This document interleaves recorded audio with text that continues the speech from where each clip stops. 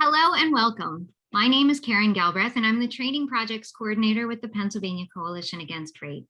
Joining me for the panel discussion on the intersections of domestic violence, sexual assault, and human trafficking in LGBTQ plus communities are Wayne Arvisu, the Associate Director of Employment Pathways at Survivor Alliance, Keisha McToy, Vice President of Operations with Alder Health Services in Harrisburg, Melissa Perkins, Community Programs Manager with the Persad Center in Pittsburgh, Michelle Cooper, the Technical Assistance and Education Manager for the Pennsylvania Coalition Against Domestic Violence, and Denise Scotland, the Senior Training and Technical Assistance Specialist, also from the Pennsylvania Coalition Against Domestic Violence.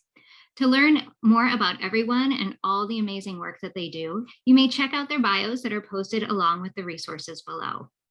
So just to provide a little bit of background to this project, the idea for this panel came about due to the realization that although many survivors have overlapping experiences of domestic violence, sexual violence, and trafficking, services are often offered or provided in siloed kinds of ways, either by different organizations within a community, or sometimes even within the same agency where different staff people specialize in working with survivors of different forms of victimizations. Factoring in the additional impact of these issues within LGBTQ plus communities and the additional barriers to help seeking, the need for improved identification of survivors and their complex needs, as well as improved collaboration among service providers, became apparent. And so we recognize that this discussion today is just the beginning, and our goal is to start a conversation that we can all take back to our communities and organizations to improve our collective ability to prevent violence and support LGBTQ plus survivors. We also feel that it's important to acknowledge that the LGBTQ plus community is diverse, and that even within this community, some people are more likely to be targeted for harm or experience barriers to services due to the intersections of race, homophobia, transphobia, and other forms of oppression. And so, Keisha, I know we're going to dig a little bit more deeply into this later in the discussion, but can you explain a bit more about intersectionality?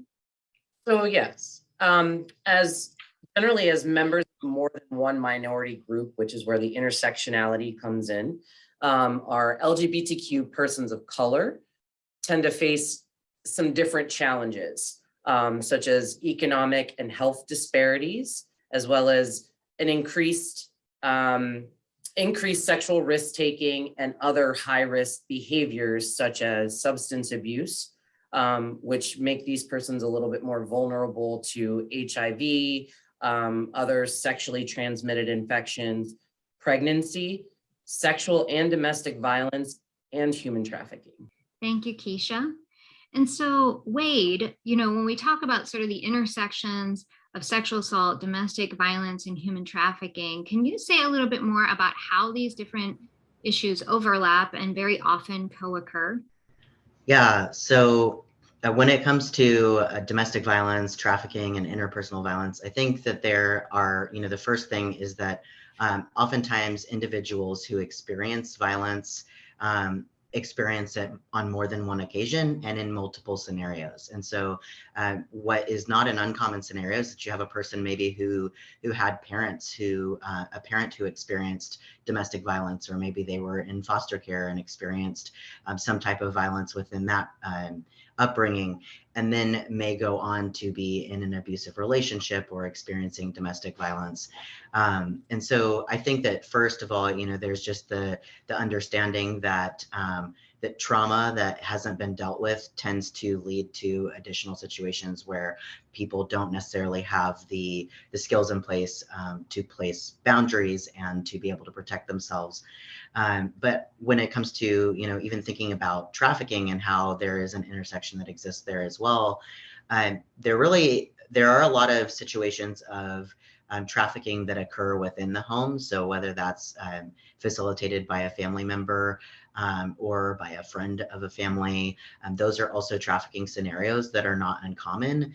And so I think oftentimes when we think of trafficking, people tend to forget that there are situations where trafficking is occurring within families. And so that's definitely something that we see in my work that I do, that I've definitely seen a lot of. And then as well as people who are leaving situations of trafficking, or maybe they've exited their trafficking situation, but they often don't have financial stability or childcare, or there are things that are in place that they have needs that they aren't necessarily able to meet. And so being in that situation where you're not able to meet your needs, what we often see is that people enter into relationships that are unhealthy based upon need. And so you might have a person who is in a same-sex relationship or an opposite-sex relationship or in a relationship.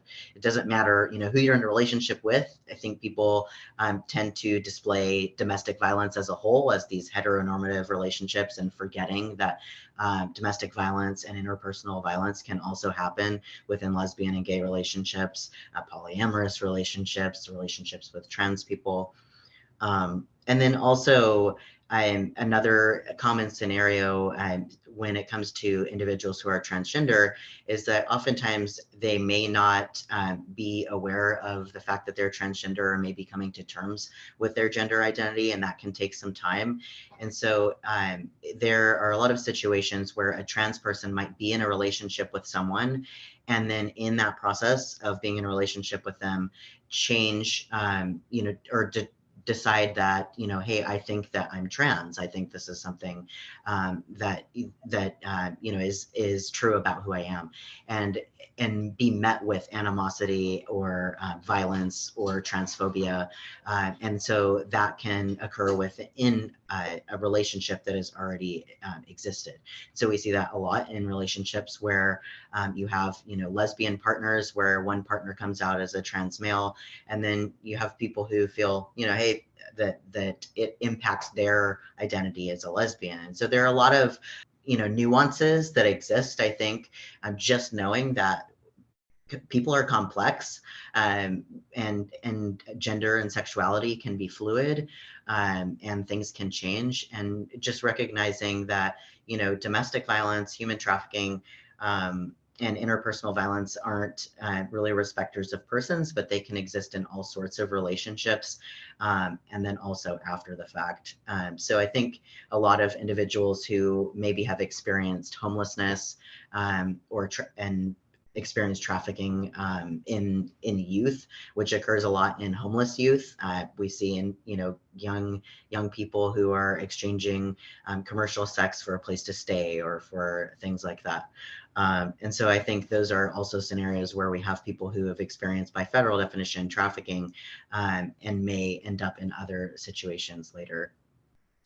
Yeah, thanks, Wade. I think highlighting sort of some of those myths that people have around trafficking, not recognizing that it can happen within relationships or happen within families, really prevents many folks from recognizing their own situations or the situations that maybe some of the people that they're working with might be involved with. So Michelle, I know that many times working within domestic violence programs or sexual assault programs, advocates and counselors encounter folks who are, have experienced, the overlap of those two issues.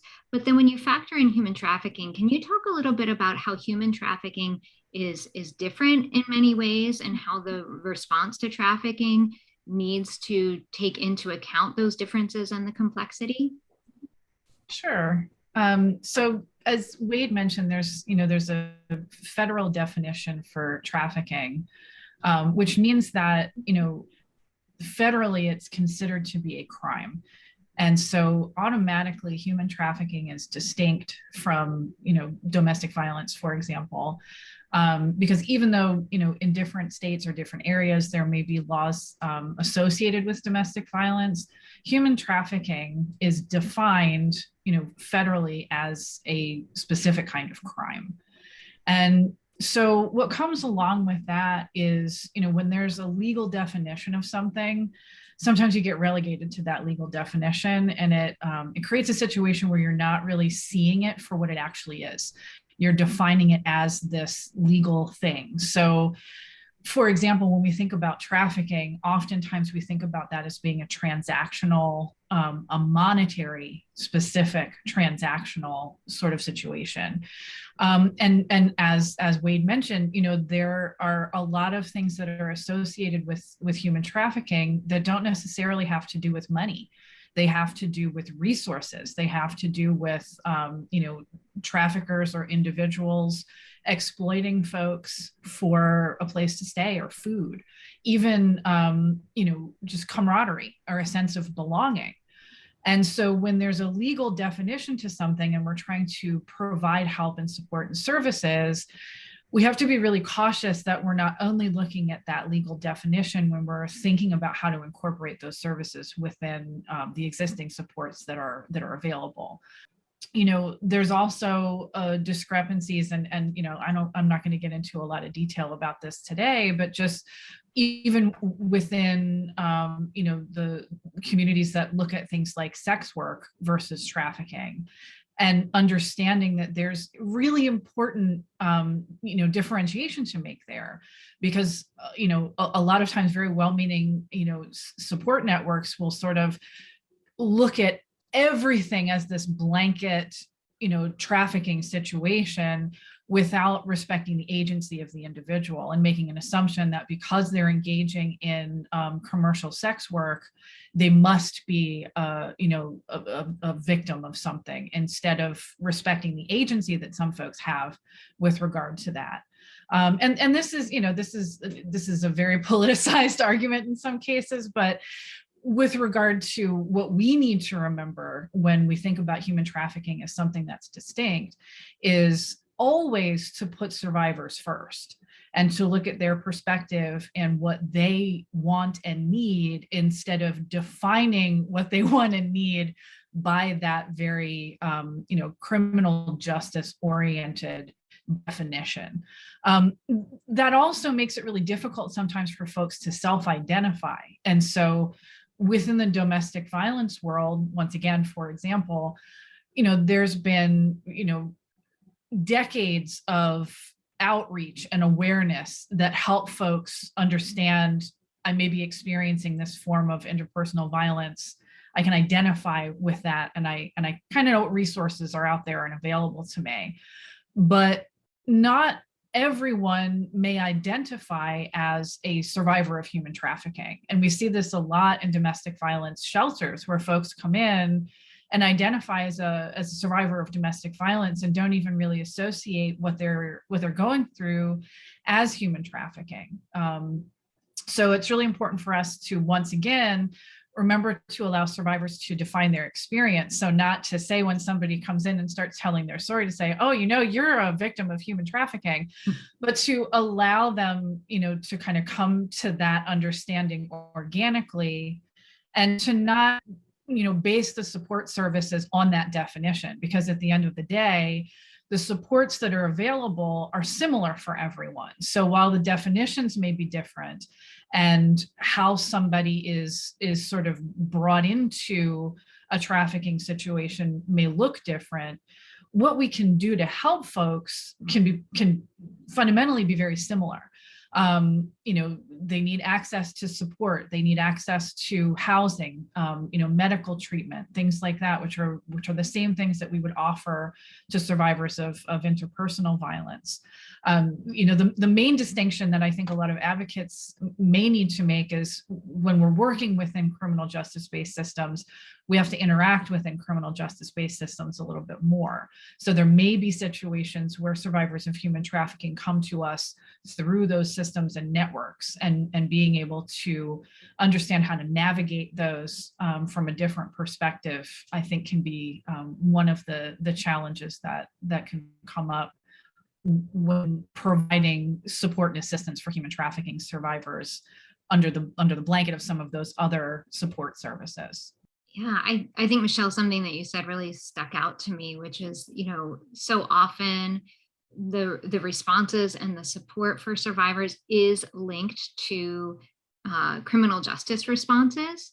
And so I'm curious to hear from folks what your experiences have been with providing support, particularly within LGBTQ plus communities, in ways that are not so enmeshed with or attached to criminal justice processes. Any thoughts? So one of the things that I thought, as Michelle was talking, and the importance of distinction and allowing people to self-identify, and kind of the differences that exist, is, how and when is important to identify trafficking, or to kind of, as Michelle said, oftentimes people have like a blanket understanding of what things are. Is, what is the purpose of the legal definition of trafficking? It exists for, as she mentioned, the criminal justice system, but when can that also have other impacts? And when I talk to organizations and folks who work particularly with the LGBT community, I always talk about allowing people to self-identify and understanding that people are going to have different experiences, and not defining that for people, but also understanding how can this open individuals up to being able to receive services. So for example, say you have a shelter that serves the LGBT community, and you have a young person who's under the age of 18 who has engaged in a commercial sex act for a place to stay. Well, by federal law and by federal definition, that individual is considered a human trafficking victim. That doesn't mean that we need to take that and regurgitate that to that individual and push that onto them, especially because a lot of young people who have managed to survive in an environment where even places that they've sought out help have kind of pushed them away or not helped them. There's often a sense of pride and a sense of confidence, and that kind of comes from the fact that I have made it despite all odds, and taking away that what people hold on to can be harmful and damaging. But where it is important is recognizing, how does this open up maybe our organization to receive funding for trafficking? How can we make sure that the LGBT community is also receiving this funding and is able to do that without necessarily self-identifying? And so we can do things such as, ask questions in an intake about how you've been able to feed yourself, where you've been able to stay, and still gather the information to be able to determine, hey, this person is eligible for XYZ services, without having to, kind of push that language. Thanks, Wade. Anyone else have anything to add? I think that's so important, what Wade just said, and to really make sure that no matter what, because funding comes from all over the place, to make sure that we are not promoting an agenda that isn't survivor centered. So, sometimes we're sort of in a position where we feel obligated to say, well, because this meets the definition of trafficking, I ought to, let law enforcement know, because it's so kind of mired in the criminal justice system. And we may even have this notion that, well, it's in their best interest, because then they may have access to all of these other, kinds of benefits without really thinking about all of the unintended consequences that come from engagement with criminal justice systems and law enforcement. So I think that holds true for anything, but in particular human trafficking. It can really get muddy sometimes, and making sure that we are not focusing on that, well, we got to call the police because they're the only ones that are going to be able to help, or we're obliged because we're getting a certain amount of funding, to promote that particular agenda. Maintaining that survivor-centered focus is really crucial.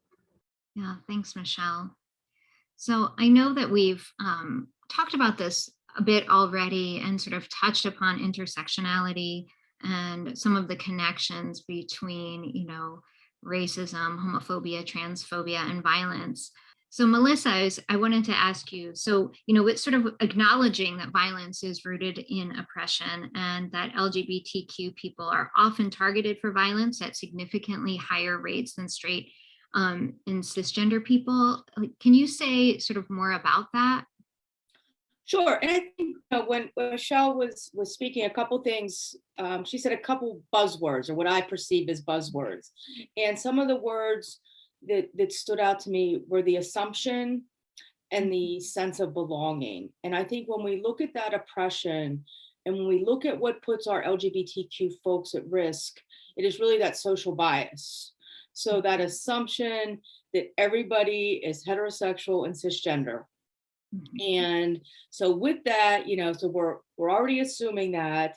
And if I am somebody that is not heterosexual and not cisgender, as I'm trying to navigate the world, do I have a sense of belonging? Do I feel that I fit in? Does the world recognize me? Are the supports out there for me? So I think if I don't feel that I have that support, again, that's going to put me at risk. I'm going to make bad decisions. Along with that, is the prejudice, the anti-LGBTQ prejudice, which again, we'll get into more in a little bit, because I want to go to Keisha here in a few minutes about the violence. But I think, we know that the laws, the system, everything is stacked against LGBTQ folks. So when we don't have, necessarily legal protections, or, and we actually have laws out there that are against LGBTQ folks. So that's, that's even pushing us down even further. And, as I internalize all of that and I'm taking all this in, I don't belong, the world is telling me that there's something wrong with me. Then I start to, to think I'm bad. And when I think I'm bad, I, leave home or get kicked out of my house. And I think when I become homeless, that puts me at risk, for violence. And I know Keisha's going to talk about that in a second, but I think it's important to remember, if we kind of look at, and I know data can vary, but generally speaking, 5% of the population identifies as LGBTQ. But when we look at the homeless rate, and particularly the youth homeless rate, youth being up to age of 24, 46% of our homeless youth are LGBTQ. And I think that, again, goes back to what Wade was saying. It's like, does it fit the legal definition of trafficking? Probably, but if this is what I'm doing to have a place to sleep, I think Michelle or Wade mentioned about to feel like I belong, and then have somebody, a system, tell me that what I'm doing is illegal, and then I think, unfortunately, what sometimes we do is we victimize the victim, and we hold them responsible for their behaviors, when truly they are operating in survivor mode. And we know, we have a disproportionate rate of LGBTQ youth that are in the CYF system. And, particularly in Pennsylvania, there's no system in place for somebody under 18 that's homeless. It's CYF. And we know that those systems are not always affirming. We know that foster care services aren't always affirming to our LGBTQ youth. So it's like we continue to build this cycle. And if I don't have a place to live, a place to call home, a place to put my head down at night, I think that certainly leads into the violence. And we know that there are higher rates of violence for LGBTQ folks in general, but we certainly know for folks of color, which I think Keisha's going to talk about, how much higher those rates are. So it is definitely much, much higher, because the rates of homophobia, the prevalence of homophobia and transphobia within communities of color is very high. So it's not just, and communities of color are already targeted because of the otherness. So it's a double-edged, it's a double, and then there are folks at intersections, at more than two intersections. So being a Black trans woman, because there are folks are facing, condemnation from their family and friends if they come out. So a lot of times folks are not even coming out because they're afraid of the backlash that they're going to get from within their own circles, not to mention what is happening from outside their circles. So, and there's like the fear of interacting with law enforcement as persons of color. So a lot of times the violence will go unreported as well. And I mean, so they're trans folks are subjected to just a plethora of mistreatment and violence, and a lot of times it does force them to kind of fend for themselves. So it may drive them into commercial sex work or trafficking, because they're looking for, as Melissa mentioned, that sense of belonging. And if they feel like they're getting it from, I mean, a trafficker will generally know how to play upon that. Will give them that sense of belonging, promise them a better life. And then, of course, when they don't, they do anything wrong, then generally that's where the violence would come in. There's also the higher rates of substance abuse, and that, you know, to kind of try to numb all these other things that are going on. And so the trafficker can use that addiction to substance abuse, to substances. You know, they'll provide that for them, keep them that way, to try to keep them in check. And then, of course, exposing them to folks who may be self-hating, and so then they're taking it out on our LGBTQ youth, our trans youth.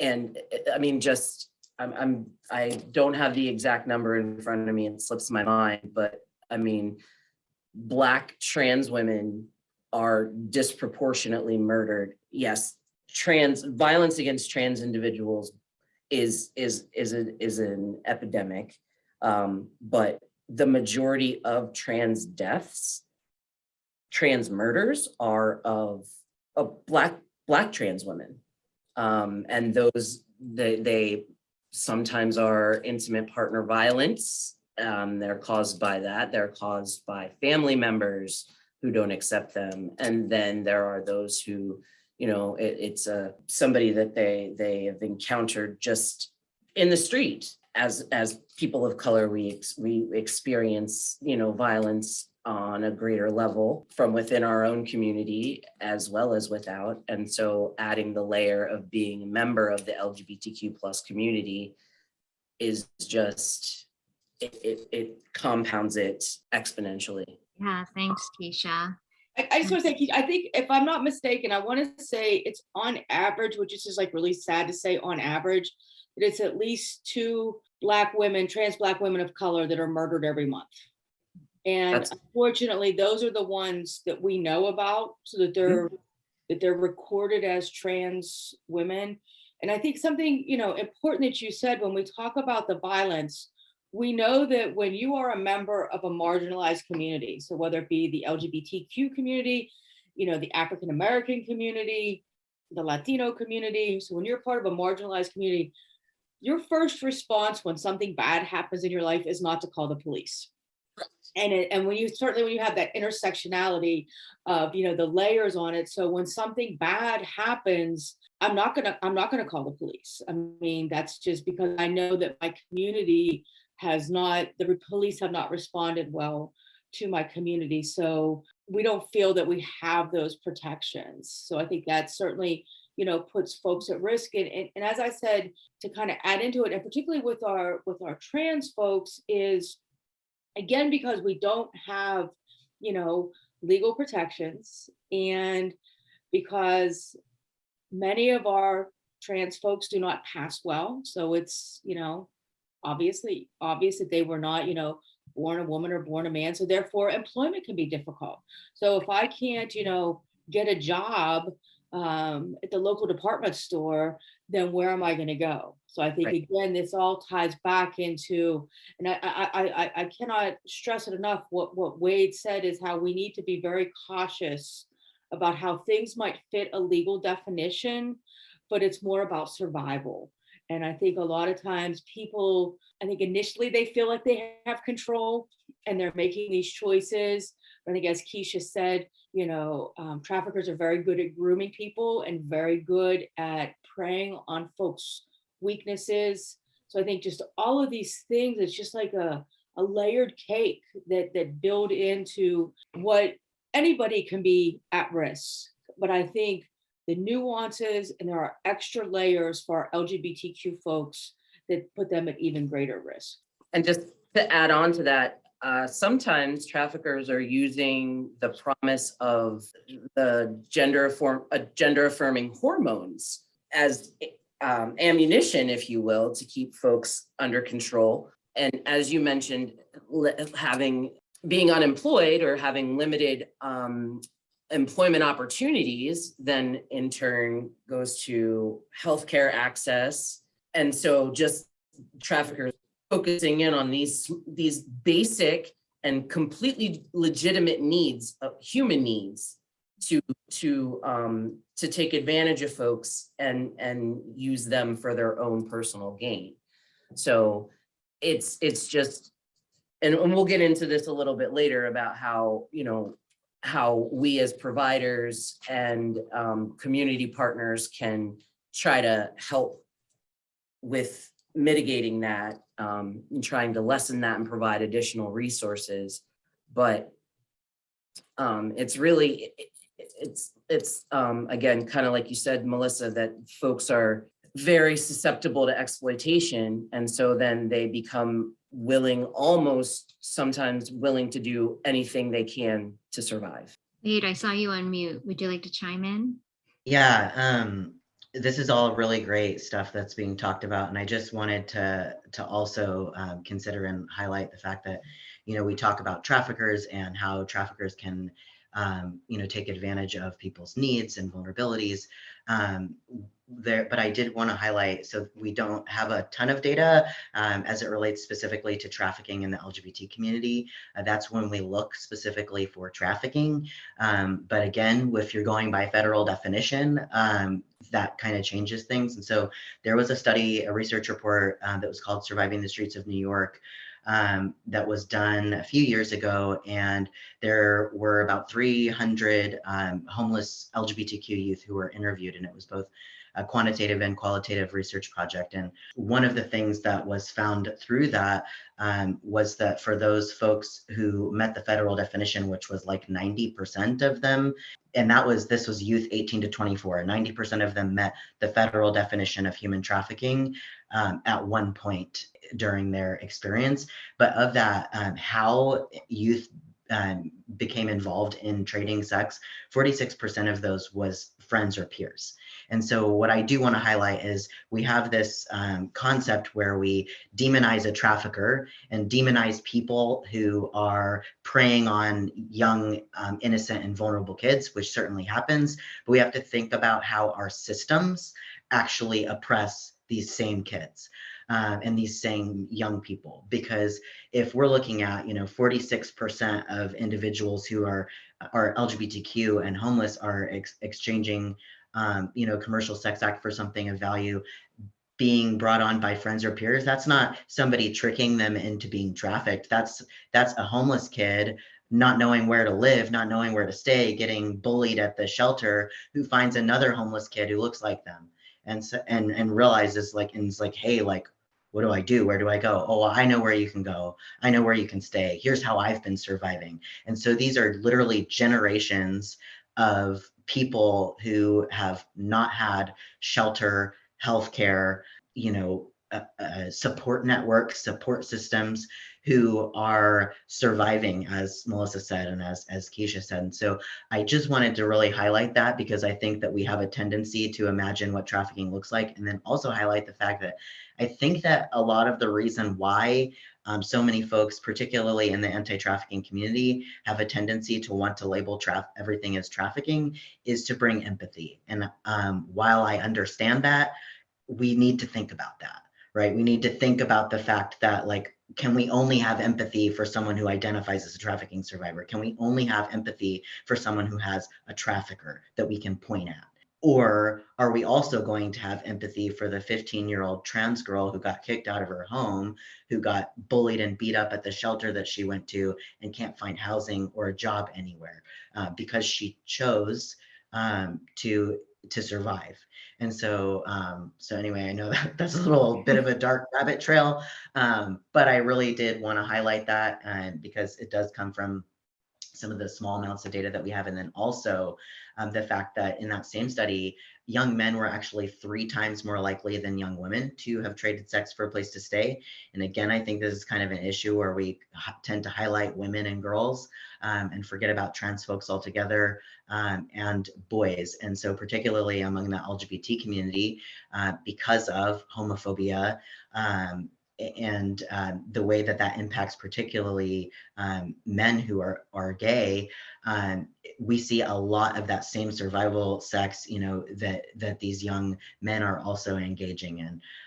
And so I think the same numbers there. It was like 48% of transgender people who reported involvement in commercial sex work also reported homelessness. So we're looking at a problem that means these people just don't have a roof over their head, don't have a way to access medical care, which, as Keisha mentioned, going to the streets for hormones is something that we do see. But that is actually recommended medical treatment for a person who is transgender. And so what we're talking about there is literally the lack of access to recommended medical care. And so I think, realizing that a lot of, and I know we'll get to the addressing piece, but a lot of that addressing is also addressing how we view trafficking, how we view victimization, how we view who we think is deserving of services and care.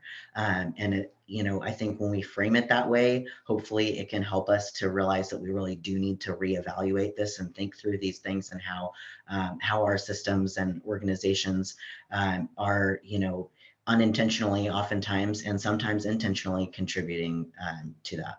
Thanks, Wade. You said so many wonderful things to lead us right into the next question, which is really sort of taking everything that we've talked about and starting to think about the ways that we as communities, as organizations, can build and strengthen protective factors, to really boost that sense of belonging that is lacking for so many people, and particularly folks within the LGBTQ community.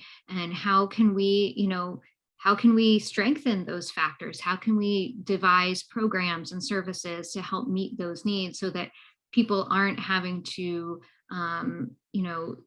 survive in ways that may ultimately be harmful to them in the long run? So, Michelle, I'm going to turn to you to see if you have any thoughts about that. I know you've done amazing work with trafficking survivors and, obviously in your work at PCCD. So can you say a little bit more about what you've learned about how organizations and communities can do that, can strengthen their responses? Sure. Yeah, thanks. And I just, first and foremost, I just, based off of everything that Wade just shared, I think it's so important to remember that the help and support that we offer needs to be based on what the survivors that come to us for support are looking for. And that doesn't always happen. So when we think about, reframing our perspective, the other thing that we have to think about too is, are our supports only available if somebody considers safety one way? So like the example I think of a lot is, if someone has been, trafficked in a city and they're interested in help and services, a lot of times what happens is, especially, and this is just my experience, but especially if they're youth, the first support is like, all right, great, we're going to send them to a farm in the middle of nowhere, and that way they'll be safe. That's great if you are comfortable in, a rural setting, but that's not safe for everyone. And when we're looking at intersectionality, that's definitely not safe for a lot of people of color. That's definitely not safe for a lot of folks in the LGBTQ plus community. So and if that's the only option available, this is why so oftentimes support services tend to look like they're not doing as well as they could be, because it's like, well, we took them to this place where they were totally safe and they only had to do Bible study once a day and it wasn't a big deal. And it like, okay, great, that's only going to be helpful for a certain number of people.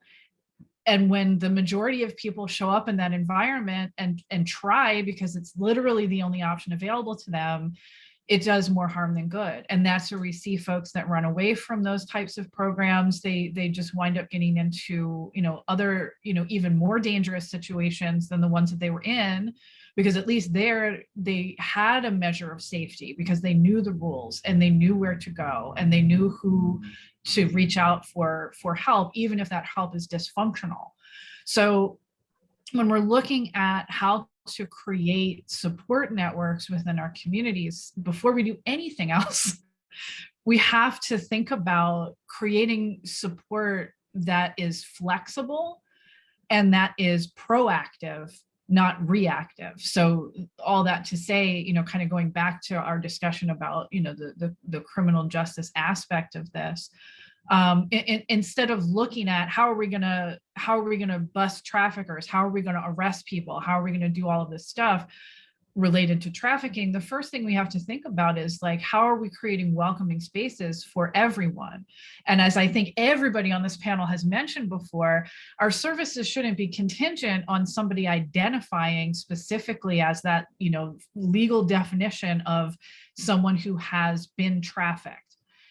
We should be looking at opportunities for everyone who is experiencing homelessness, who is experiencing any sort of victimization or violence, and looking at how our supports are welcoming to everyone. And, I say this all the time that, you can't just put an all are welcome here sticker on your door and say, all right, we're inclusive. Like, you really have to take a look at your community. You have to engage with your community support. You have to create robust and meaningful partnerships, not just ones that check a box, but ones that actually involve things like cross-training and collaboration and being on work groups together that are very specific and intentional.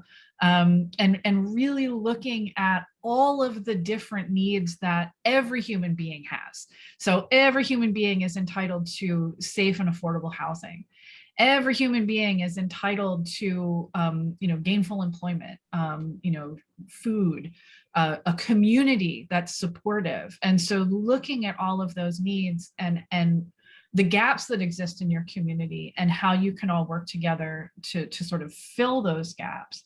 And really making sure that you are raising awareness of the support and networks that are available in your community. There's a lot of places here in Pennsylvania where there are not great resources for LGBTQ plus folks. But there are ways to engage with resources. So if there aren't community centers that are easily available in your community, there may be resources online. There may be virtual networks that you can connect folks with so that they have that ability for community if they're coming into a shelter system, for example. A lot of times I feel like we tend to get really discouraged when something is not easily available or readily available. And I think that perpetuates all of the risk factors that we've been talking about throughout this panel. We get easily discouraged and then we say, well, it doesn't exist. That's just not something that's available to us here. And if we continue to do that, then we're only raising those risk factors, especially in more rural areas or areas where those sorts of supports don't already exist. It goes without saying that we have to look at the legal needs of individuals and help them to determine what will work best for them. So once again, we have to be proactive, not reactive. And we do this within the DV community a lot, where when we're looking at what protections do survivors have? Well, you can get a PFA, and those are great for some situations, and for others, they are not. They're not the only thing that somebody may be able to use or benefit from. It is an option. Same thing goes with human trafficking resources. There are some folks that may really want to involve law enforcement, that may really want to take a look at some of the legal benefits that exist especially within Pennsylvania, because we are one of the, we're one of the states that actually have state legislation related to human trafficking. So there are benefits that are available, but they shouldn't be mandatory. We shouldn't make that the only thing that's available, but we should have a firm understanding of all of the different resources that may be available to someone, so that we can offer, hey, here's what you can do, here's what I can help you with, and make sure that folks understand that none of that is mandatory. Clearly we need to make sure that our spaces are welcoming and not transactional. So one of the other things that I see happening often is that we tend to, without meaning to, mirror a lot of the dynamics that occur within, any sort of a power imbalanced relationship, right? So that's fundamentally what a human trafficking situation is a power imbalance. And so if we are trying to help somebody who's been engaged in an imbalanced power dynamic by saying, hey, get out of this situation where somebody is making everything that you do contingent on a quota or whatever you're able to produce, you can come to this support network, but you have to be, you have to identify a certain way, and you have to engage in, in religious study, or you have to work for a certain number of hours a day in order to benefit from these services. That's not, A, that's not fair. And B, it mirrors the same kind of relationship that we are telling somebody is dysfunctional and not okay. So it sends a mixed message, at best. At worst, it causes a lot of harm and damage and makes a lot of those support services unavailable to many people who need them. We've heard already throughout this presentation or throughout this panel how significantly communities of color and LGBTQ plus communities are impacted by this.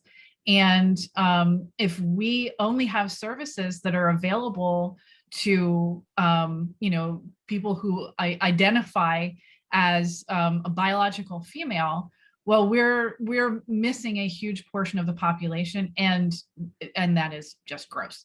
So we have to really think about how we are, making our supports available to everyone, and even thinking about the language that we're using. So it's many, and we see this within the domestic violence movement as well. A lot of things are really geared specifically to women, and even though services may be available to all, if you have women's center in your name, that sends a very, very clear message to somebody that's looking online or through resources for help, like, well, that's not available to me if you don't identify as a woman. So those are just some of the things that I can think of. I'm sure that I've missed a bunch. So if anybody has other suggestions, please chime in. One of the things I wanted to really loop back to that you talked about, Michelle, and I know this is something, that we've collaborated on and talked about a lot in different trainings and spaces, but just that, that importance of building those proactive services, of building those proactive collaborative relationships within communities, because we know that our, individual organizations cannot be all things to all people. And we can't know everything about every person that's going to need services. And so to be able to collaborate with those community partners that have expertise in different areas, whether that's housing, whether that's food insecurity, whether that's drug treatment or whatever it might be, to know who we can be connecting with and to be familiar with them in advance, so that we also know which of those organizations, which of those community partners are going to be affirming for LGBTQ plus survivors as well. So sort of leading then into our final question for discussion, how can organizations and communities really design or enhance their services to be safe and affirming for LGBTQ survivors of sexual assault, domestic violence, and trafficking? as I think it was Michelle mentioned, you can't just hang a sign on the wall and expect that to be enough. So Keisha, can you say more about what folks can do within their organizations or communities to provide services that are helpful and not harmful to LGBTQ survivors? So Michelle touched on quite a bit of it. I think one thing, definitely like what she was mentioning about, if you have your facility is called the Women's Center, obviously that's a deterrent to and male identified individuals who are victims as well. So really using non-gendered language in all of your materials, your forms, your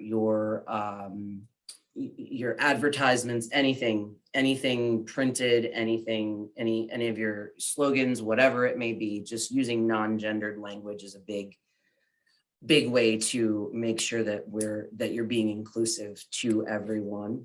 Offering single stall restrooms, things like that, and non-gendered restrooms.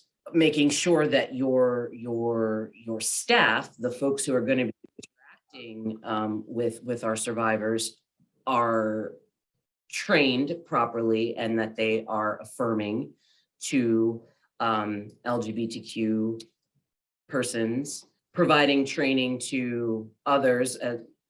Karen, you brought up making those proactive collaborations with other service providers, other organizations, seeking funding with them, developing programs, but making sure that you have that training piece in there for your partners, because you want to make sure that you're not sending someone for a service that you can't provide to somewhere that is not affirming to them. We want to, and Michelle mentioned that too, trying to make sure that it's not a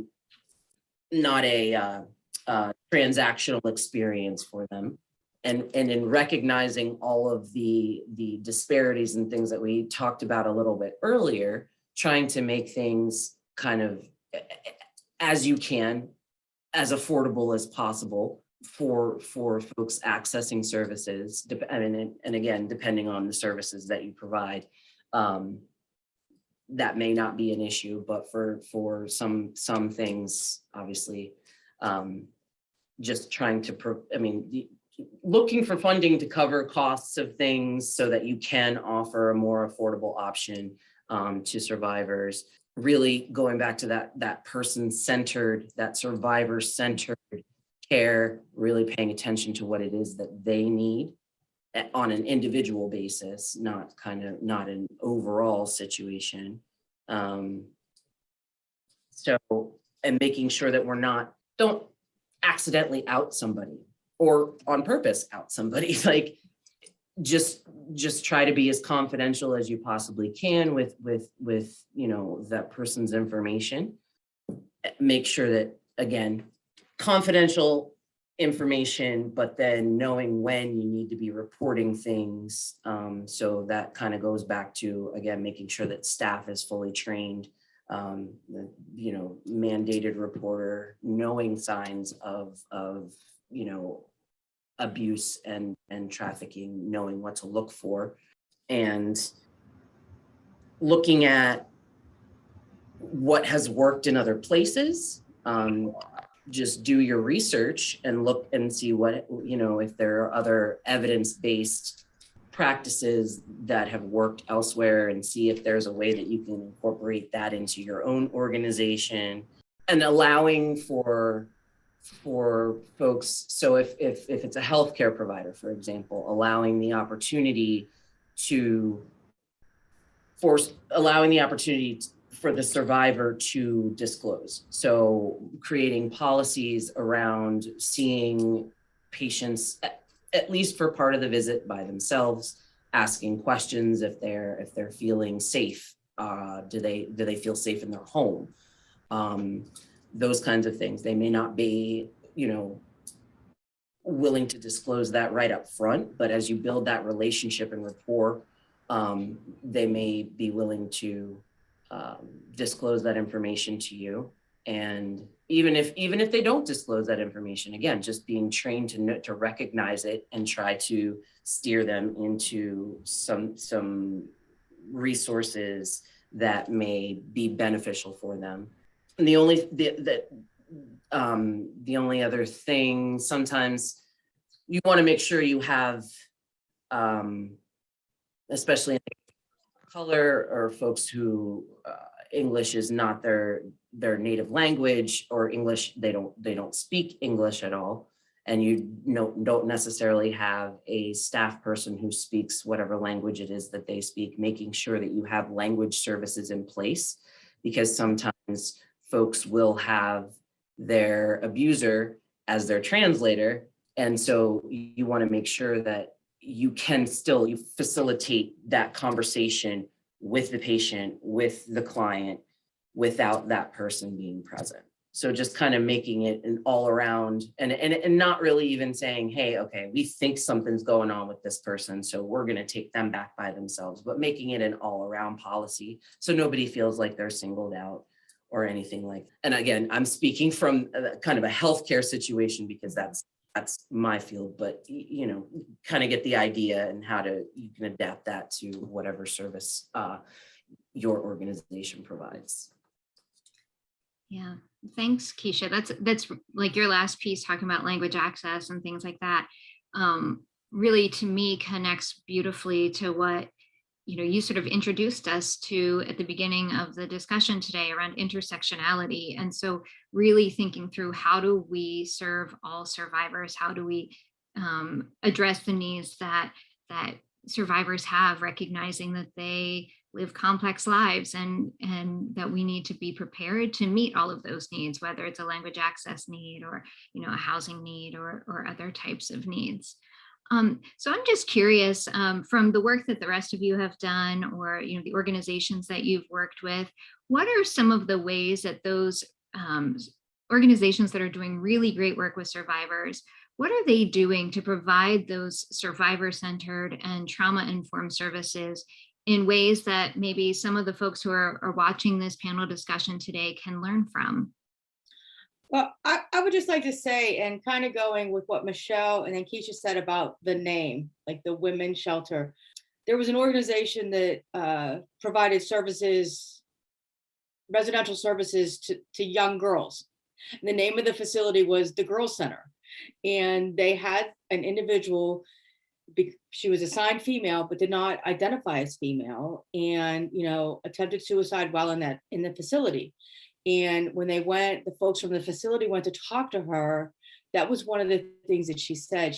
She's like, they said, I am not a female, and I'm at a place called the Girl Center. So I think there's a lot of power in names and what names of organizations do. And I will say that organization, they did change the name of the facility.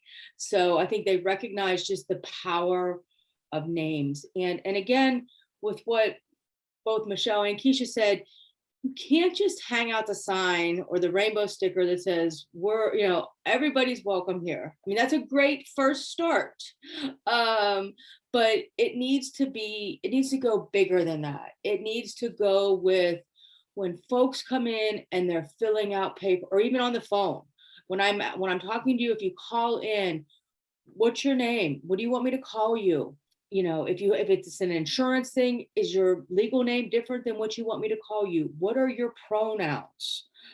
So even starting, and then when people come in, again, the same thing with forms, name, legal name versus what I want to be called, pronouns, gender identity beyond male and female, because there's more than two options, sexual identity, because if people are not at their best when they're seeking services, and anything that we can do to make them feel comfortable and make them think, oh, wow, these folks have even thought about me, I think is going to put people at ease. So I think, the visibility is certainly significant, because when we know when somebody's sitting in a lobby, they see everything that is up.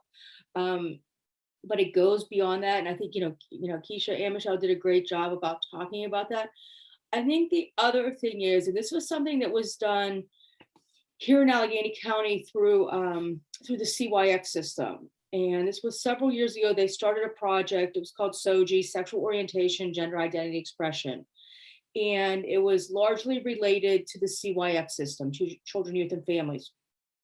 And if programs were taking county money, they had to say that they would be welcoming and affirming to LGBTQ individuals.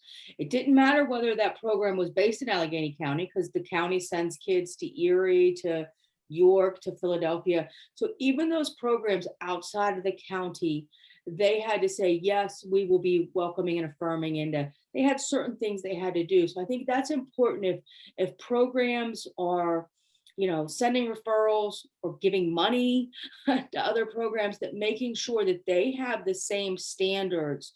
So we've talked a lot about that, sending, somebody to the middle of nowhere, PA, with a Bible and saying, okay, you're going to be all better now. That's not going to work. And I'm not saying that those programs don't work for some people and they're not great, but we need to make sure, if you're taking resources, that you are truly, able to accommodate and be affirming to everybody that you might serve. So I think certainly people in position of power can make those decisions. And I think we need to hold referral sources more accountable, and we need to vet them better and make sure that they are going to do right by everybody, not just the people that fit into their little box, but all of the people that might come through their door. So I think those are some of the some more of the things that we can do. I think again, visibility is a great start, but we need to take that deep dive. And it's interesting because with the work that Keisha talked a lot about the healthcare perspective. So for the work that I do, I go in and I do a lot of equity scans on facilities. And I did one that provides support to folks who have been raped. And their images, first of all, they had few images, but they were like of flowers and just like they weren't anything. So it wasn't, they weren't good or they weren't bad. But it's like when you go somewhere and it's like all women. And it's like, so it's like Garrett, like they were really nondescript. I was at another facility and they had a lot of, and I can't remember, they were from probably like a stock house of posters that came out, but they did have, a couple men, a couple women. And it was nice to see that they had throughout their facility, more than just, white women everywhere. Because I think as we've talked, we know there's a higher prevalence with our people of color, and then certainly making sure that we have the images of LGBTQ folks. So I think, for people to take a deep dive, and to walk through your facility, and it's like, if I were an LGBTQ person, or if I were a person of color, do I see myself reflected in this space? Is this space welcoming to me? Do I feel like I'm going to be affirmed here? And sometimes those can be hard questions to ask, but I think it's something that, that definitely needs to be done. And, throughout the course of, for lack of a better word, treatment. Yeah. Thanks, Melissa. Just to add on to that too, Melissa, like not just, again, white women on posters. It's important to show folks of different ethnicities as well as different genders. And just something else that we have done, very small thing, but we have our pronouns on our badges.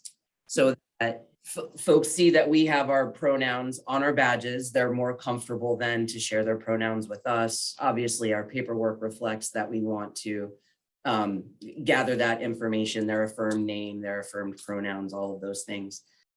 So, and trying to make sure that your staff is also, this kind of goes into a little bit of the like diversity, equity, inclusion, but you want to make sure that you have folks that represent the people that you're serving as well as a team, because that's going to be a lot more, I think it will create a level of comfortability that could cause folks to be a little bit more open about what they may have experienced if they are able to share that experience with someone who looks like them. And then just one more thing that I forgot to add earlier too, because we talked about the unemployment or underemployment of LGBTQ folks, especially trans folks, but holding job fairs with other organizations that you know that are LGBT friendly, keeping a kind of a resource sheet, if you will, of those organizations as well is very helpful. And then of course, you know, if your organization has an opening, making sure that you're considering those folks as well for those positions. You never know what their hidden talents could be. So yeah. Awesome. Thank you, Keisha, for adding on to that. So I know we're sort of getting close to time. So I just wanted to invite all of you to chime in with any final thoughts or anything that you'd like to add that maybe we haven't addressed that you think is important. So I'm just going to round robin it, if that's okay with everyone. Wade, do you mind if I kick it off with you to sort of offer any final thoughts or considerations for folks? Sure. Yeah, I'll say this is actually perfect right after Keisha, because what they said was perfect. I always tell people, you know, you can make sure that your brochures are diverse, your PowerPoint presentations are diverse, but if somebody walks inside of your doors and every face is white and every face appears to be, you know, a cisgender heterosexual person, not that we can always tell that from the outside, when you don't see diversity and experience diversity, it doesn't really matter. And it does taking steps matters, so I don't want to take that away. But I want to say, like, that piece of hiring staff, engaging with volunteers, having people on your board who have diverse experience and who have lived experience, and they can be different lived experiences. You can have lived experience of homelessness, a lived experience of somebody who has experienced, you know, trafficking or sexual assault or any of those things. And so I think really, in order to truly center survivors and to say that, you know, we really are making an effort to be inclusive, is really making sure that that includes your staff, your volunteer base, and your board. And so when those positions do open up, really making sure that you seek that out is just incredibly important, because oftentimes, you know, you're not going to have folks that are going to feel safe. And also, no one knows how to serve populations better than people who are from that demographic, right? Like, it's, if I already speak Spanish, that is immediately going to make someone who speaks Spanish feel more comfortable. You know, like, having that there is invaluable. And I think that there's so much of a focus on, you know, on degree and on those types of things, which are important, and obviously depending on what you're doing. But I think that we need to consider experience and how valuable experiences can be. And so I'm really just kind of doing a personal and organizational culture assessment and saying, you know, where can we improve here, and taking steps to really engage in new hiring practices. And when you are doing recruiting and hiring, are these positions visible by everybody? Are they being posted on LinkedIn, or are they also, you know, are you also going to places where queer people are, and where, you know, where you're really seeing people with disabilities and things like that? Because these are all intersections that exist. Any vulnerability, which is all marginalized populations, you know, any of those vulnerabilities that people have are just additional you know, things that really do intersect with sexual assault, domestic violence, and trafficking. And so engaging with people with disabilities, engaging with people of color, engaging with trans and queer and LGBTQ folks is part of that process. Thanks, Wade. Denise, I'd like to invite you. Any final thoughts or things you'd like to share? Sure. First, thank you all for all the words of wisdom and fantastic information that you were sharing. I did want to say that I think it's important to try to amplify the voices of survivors as often and as much as possible without tokenizing those folks. So for instance, the PCADB, we have 3 caucuses: the Survivors of Domestic Violence, Women of Color Caucus, and Gender and Sexual Justice Caucus, which covers the whole LGBTQ spectrum. And they get funding from PCADB. They have an equal seat on our delegation, which is our governing body, so to speak, for the local programs. So I would just encourage programs and organizations and agencies to think about ways that you can bring those voices to the decision-making table, like where those decisions are being made about what posters should be used, what the names should be, what policies and practices and procedures should be in place, but making sure that you're not tokenizing folks and providing them with wages, with funding. We provide extra money so they can get training that is a set aside with no strings attached. So no transaction in that way. There is money, but they don't have an expectation. They get to choose what they want to do with that. And so I think that's another way to really make sure that the intersectionality is considered and that the voices are centered for those survivors. Thanks, Denise. Very, very important reminder to elevate survivor voices at all levels of the decision-making. Keisha, how about you? Would you like to share any final thoughts? I just wanted to say thank you all for your time and your energy, the labor that was put into this topic that is, I feel like it's not discussed nearly enough. And so I'm very glad that we were able to have this discussion today, and very honored to be a part of it. So thank you all for your efforts in this area. Thanks, Keisha. Melissa? I would just kind of with what Wade and Denise said, I would just encourage organizations to have the courage to take a hard look at yourself. It's okay if are things that need to be improved. What's not okay is recognizing them and then not doing anything about it. So it's okay if you're not all the way there yet, but set that goal. You know, we're coming into the new year, it's like, goal setting time. So set that goal to, strive to be better and to be more welcoming and affirming for not just LGBTQ folks, but for all of our marginalized folks out there. Thanks, Melissa. And Michelle? Yeah, this has just been such a cool experience, and really getting the chance to kind of hear from, other folks that are engaged in this work and in these communities. And what keeps coming up to me in my mind as we're all talking is just how we really need to humanize this issue. In my work as a human trafficking advocate, one of the things I had to do most was really take things down to a human level, because human trafficking, and I feel most forms of victimization, tend to be glamorized. We do that to gain attention, but it's gotten to a point now where it's gaining attention in the wrong ways. Where we're looking at, the issue of human trafficking as folks are seeing it everywhere, and they're looking at it from this perspective that is very, I always call it the Lifetime made for TV movie version instead of the real version.